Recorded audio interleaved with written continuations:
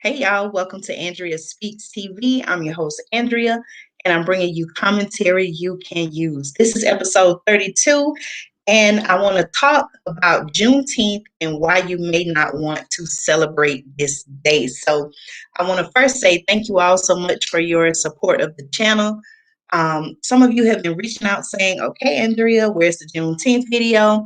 And so I am finally here to present to you all the long overdue Juneteenth video specifically about why you may not want to celebrate Juneteenth. Okay. Now, before I get into the video, I do want to say that I used to look forward to celebrating Juneteenth.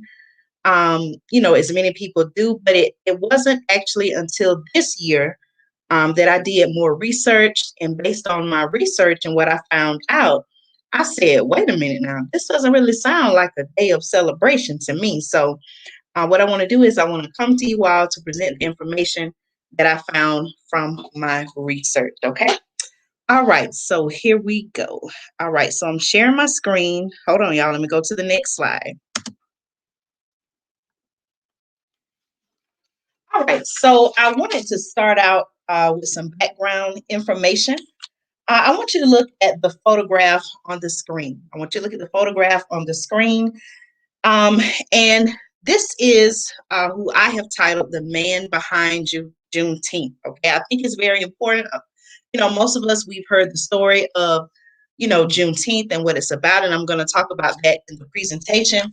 But I didn't know this until recently, but I'm sure many of you may not know the man that is behind Juneteenth. So the photograph on the screen, this is U.S. General Gordon Granger. Okay, U.S. General Gordon Granger, and he's the man behind Juneteenth. So according to my research on history.com as well as the National Archives, on June 19th, 1865, okay, Juneteenth is a play off of the actual day, June 19th. Okay, so when you combine June 19th, June and the 19th, you get Juneteenth. Okay, so on June the 19th, 1865, this is according to my research, which was 2.5 years after President Abraham Lincoln's Emancipation Proclamation.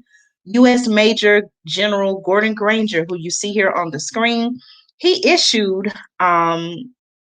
what is referred to as General Order Number 3. And I'm going to read it to you. And this document actually informed the people of Texas, okay, Galveston, Texas, that all enslaved people were now free. Okay, so he commanded, General Gordon Granger commanded the headquarters district of Texas, and his troops had arrived the day before. Okay, so I thought it was very important for you all to know who is the man behind Juneteenth. Okay, now the next slide, I'm going to get into what U.S. General Gordon Granger actually did. Okay.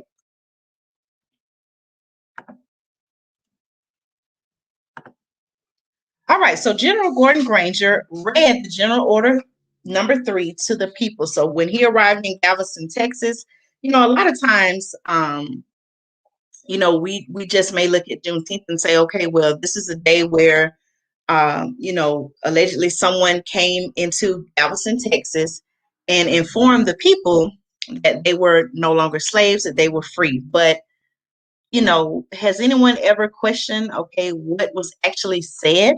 So the official handwritten record of General Order Number 3, which you'll see on the right side of the screen, you see the photograph of General Gordon Granger on the left, and then you see a document, a picture of a document, a handwritten document on the right side. So what you see on the right side is the official handwritten record of General Order Number 3, which was read by General Gordon Granger, and it is preserved at the National Archives building in Washington, D.C. Okay, so historians are saying that, there's an actual handwritten account of what General Gordon Granger read to the people of Galveston, Texas on that day. And I think it's very important that we read this General Order 3, this document, which I'm going to read to you on the next screen.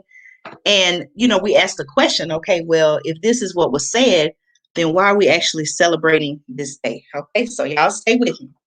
All right, so again, this document is preserved. This official handwritten record is preserved at the National Archives building in Washington, D.C. All right, so let's see exactly, let's ask the question.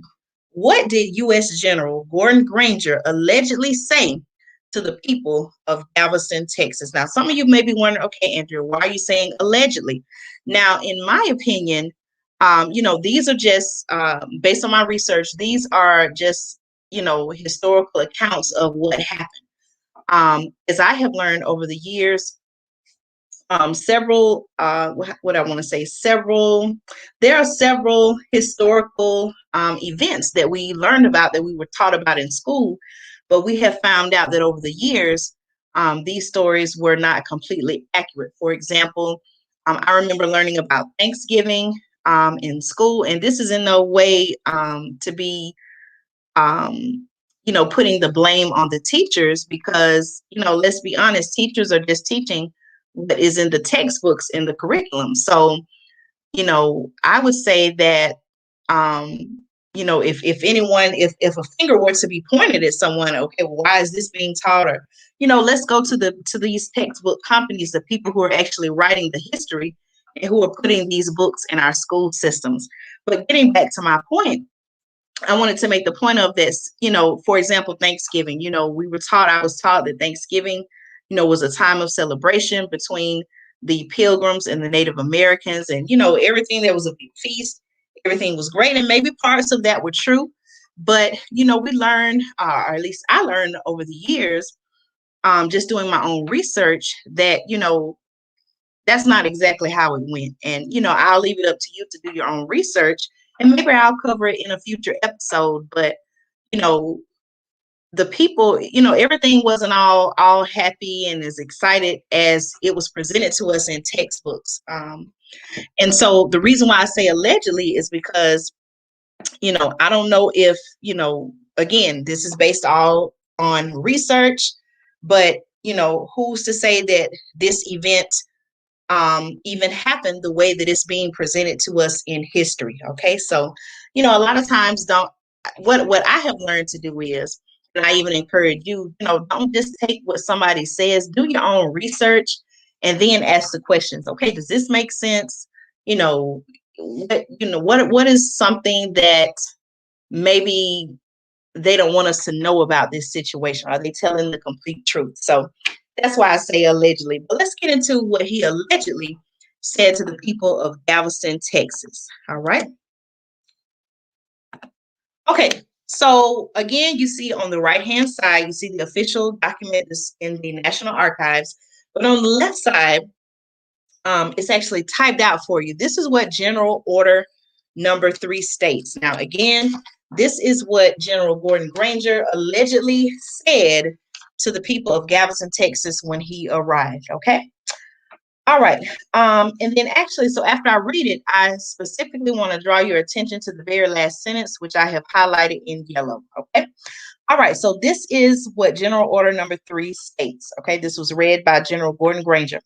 It states, and I quote, "The people of Texas are informed that in accordance with a proclamation from the executive of the United States, all slaves are free. This involves an absolute equality of personal rights and rights of property between former masters and slaves, and the connection heretofore existing between them becomes that between employer and hired labor. The freedmen are advised to remain quietly at their present homes and work for wages." Okay, and I want to draw your attention to the last sentence. Now, the last sentence says they are informed that they will not be allowed to collect at military posts, and that they will not be supported in idleness either there or elsewhere. Okay, now in my research, okay, I want to talk about the very last sentence, which is highlighted in yellow. In my research, okay, There's actually a quote, a statement from the National Archives specifically about the last sentence in General Order Number 3, which I have highlighted in yellow. And the National Archives had this statement to say about that last sentence. Okay. So, according to the National Archives, they said while the order was critical to expanding freedom, listen to this, y'all. I'm going to start over. While the order was critical to expanding freedom to enslaved people, the racist language used in the last sentences foreshadowed that the fight for equal rights would continue. Okay. So, again, here they are saying that yes, in accordance with the proclamation from the executive of the United States, referring to President Abraham Lincoln and the Emancipation Proclamation, all slaves are free. But then at the end, it's almost like saying, so if I were to, put into my own words what they're saying, okay, you can, yes, you're going to be free. And, the existing, the relationship now becomes employer, hired labor. The freedmen are advised to remain quietly at their present homes and work for wages. Yes, it does say that. But then at the end, if I were to put this in my own words, it's almost like it's saying, hey, you can go and be free, but, things are going to still be harder for you. They're saying that the slaves were not allowed to collect at military posts and that they will not be supported in idleness. Okay, what is idleness? Would that be considered not working? Some people may consider that being lazy. Maybe idleness is considered not doing what someone else wants you to do. Okay, but either way, they're saying that you won't be allowed to collect at military posts and that they will not be supported in idleness either there or elsewhere. Okay, so just based on that information, I want to ask the question, what am I really celebrating? Ask yourself that. What are you really celebrating? You know, is this even a message to be celebrated? Now I know some of you all may be saying, okay, well, Andrea, it was good things that the slaves were freed, but at the same time, a lot of the promises that were supposed to be kept in order to help free slaves, we know even today in 2021, those promises, and these are documented promises, those promises still have not been met. So knowing this information, that, they said, yes, the slaves would be free. And then coming at the end saying that they are informed that they will not be allowed to collect the military posts and that they will not be supported in idleness either there or elsewhere. What are we really celebrating? Is this even a day that we should be celebrating? Okay, think about that. All right, here's some present day pictures of the Juneteenth celebration. Juneteenth honors the end to slavery in the United States and is considered the longest running African American holiday. Okay, and then just recently on June 17th, 2021 of this year, well, 2021, it officially became a federal holiday, and we know that that was signed into law by current President Biden. Okay, go to the next slide. All right, now here's something that I observe, and I want to ask you all this question. So now in 2021, I want you to pay attention to the images that I have on the screen. Have you noticed? My husband and I, we had a conversation about this, and we were saying that this year it seems like Juneteenth is more popular and celebrated by more people than it seems like ever before. But then the question becomes, why now? Like, what is it about this year? Why are more people celebrating? We have people who are, advocating, holding Juneteenth celebrations that, you would have thought they never would have even recognized Juneteenth or celebrated Juneteenth. But why is all this happening now? Okay, not just whether it's in Texas, where, from my understanding, the people of Texas have been celebrating this for several years, but why does it seem like now Juneteenth is more popular and widely celebrated than ever before. Okay, do you think that it's an opportunity for companies or for organizations who really, at the end of the day, are not doing anything for the Black community? Do you think it's just a day for them to capitalize off of Juneteenth? Do you think Juneteenth is commercialized? Okay, let me know how you feel in the comments. But it just kind of seems weird. And I would even say suspicious. Like Juneteenth is more popular, widely celebrated, even by groups and organizations that you wouldn't think would even acknowledge or even celebrate Juneteenth. So let me know your thoughts about that as well. Okay. All right. I want to give you a homework assignment. I'm actually doing some research on this topic myself, but I want you to research the Gullah Wars. Okay, research the Gullah Wars. I will be doing a future video about the significance of the Gullah Wars, significance to American history, to history of slavery here in America. But I want you to do your research as well. But I do want to show you a picture. This is a picture that I found on my research, during my research about the Gullah Wars. And the Gullah Wars, according to my research, were slave revolts, okay? Slave revolts that helped in slavery, okay? And in my research, I also learned that the Gullah Wars were also referred to as Black Seminoles, okay? A group, the Black Seminoles, tied to the Gullah Wars as well. And also in my research, I found that the Gullah Wars actually have a significant role, but it has been said that this event in history doesn't receive the recognition that it deserves. Now, you can tell just by looking at the photograph that I have, you can see kind of what was going on here, but I want you to do your own research. See what you find out about the Gullah Wars. And actually, also in my research, I found that some people who are, trying to make more people aware about the Gullah Wars, some people even say that, the Gullah Wars, instead of Juneteenth, this is what should be celebrated if we truly want to celebrate the end of slavery here in America. Okay, so I want you to do your research. I'm going to continue to do my research. This is what the channel is all about, y'all. Just, finding out information, seeing what we can take from it, what can we learn from it to help ourselves going forward, ourselves and our family, to help ourselves and our family going forward. And so while I'm doing research on the Gullah Wars, I want you to do research as well. Okay. All right. Again, recently I spoke about in a previous slide that President Biden signed the bill into law making Juneteenth a national holiday.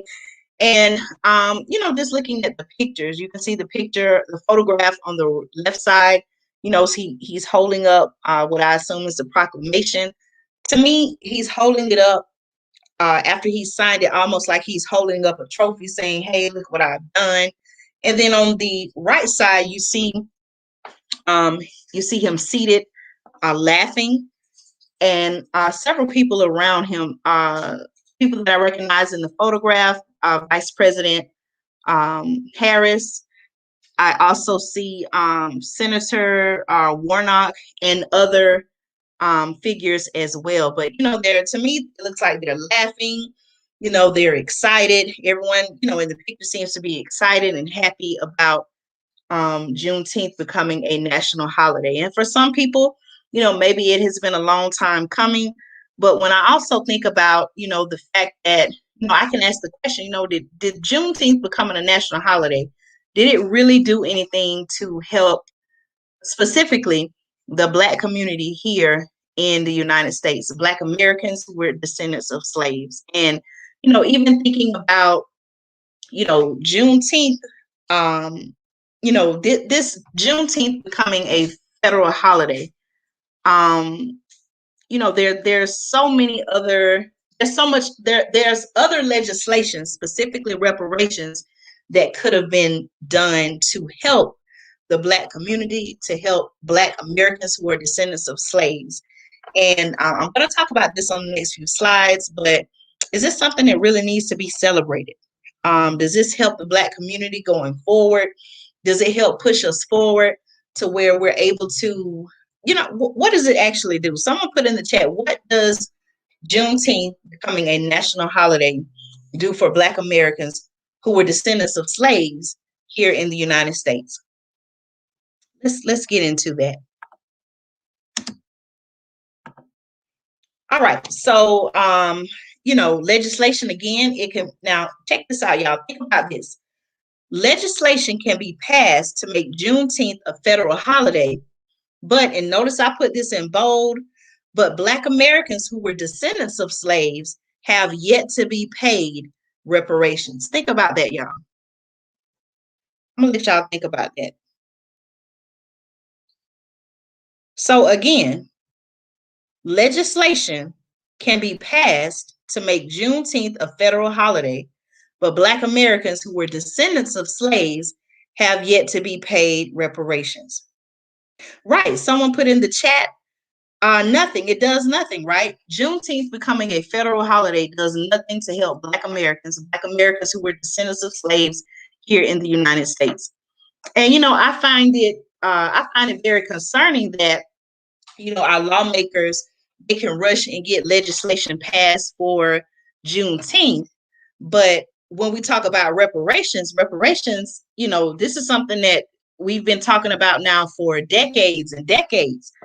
You mean to tell me we can pass Juneteenth legislation just like that, but we can't, when we ask about reparations, it's, oh, well, we got to form a committee and we need to do research, this and that, just going on and on, basically giving us the runaround. But you mean to tell me we can just pass Juneteenth legislation just like that?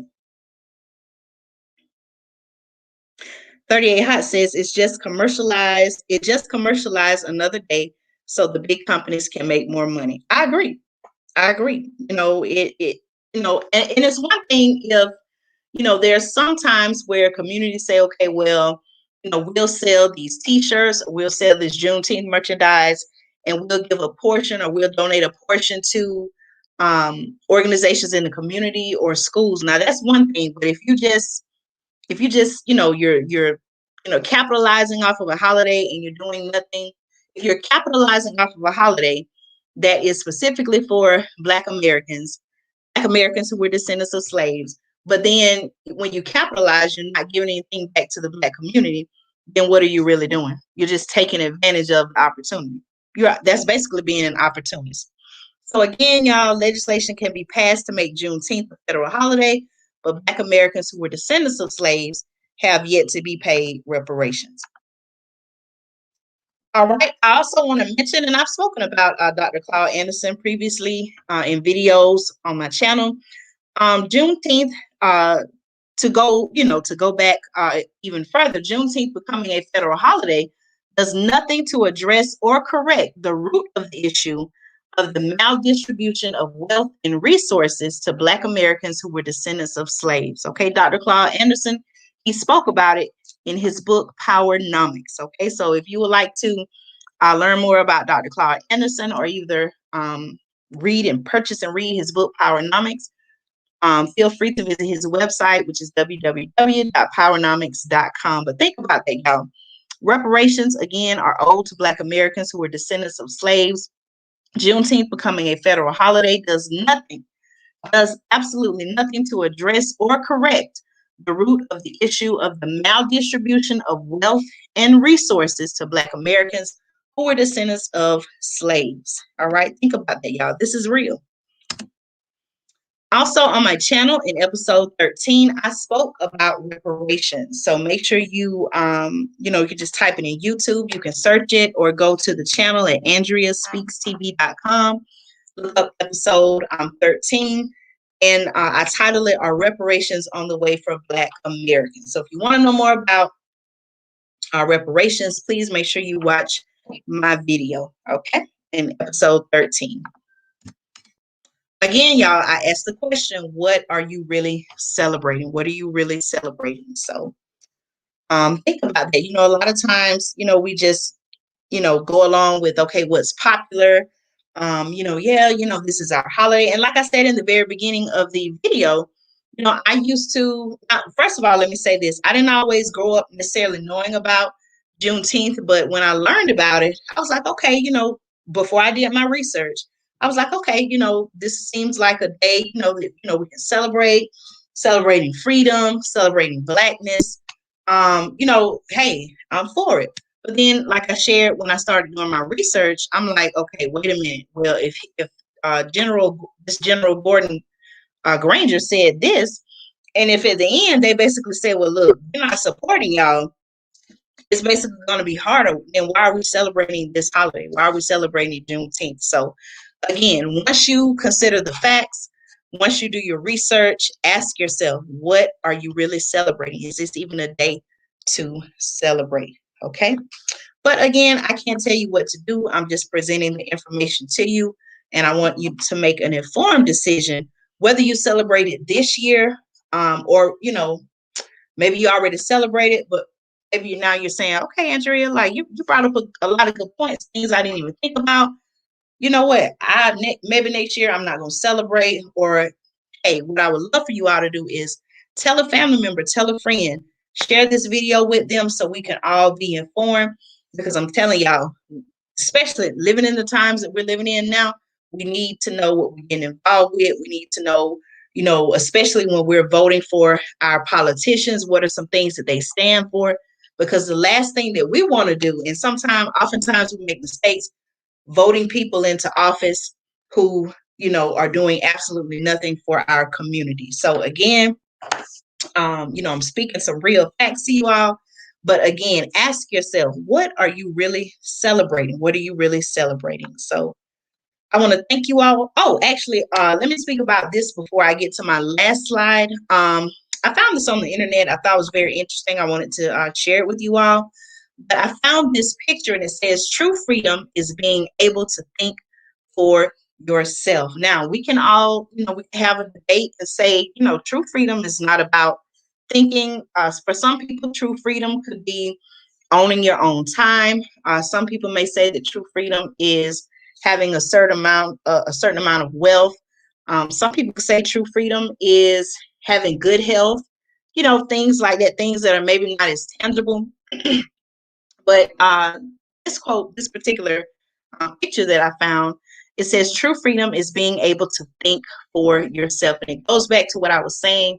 A lot of times, we're certain things, certain events are made to seem like, okay, this is something that's best for us, or hey, you should go along with this, or you should do that. But when you're able to do your own research and sit down and think for yourself, I think that's when your mind and your eyes open up to a lot of things, and you're able to say, wait a minute, for the longest time we've been tricked about certain things. So just think about this. Let me know how you feel about this quote or this statement. True freedom is being able to think for yourself, and even ask yourself, do you think for your own self?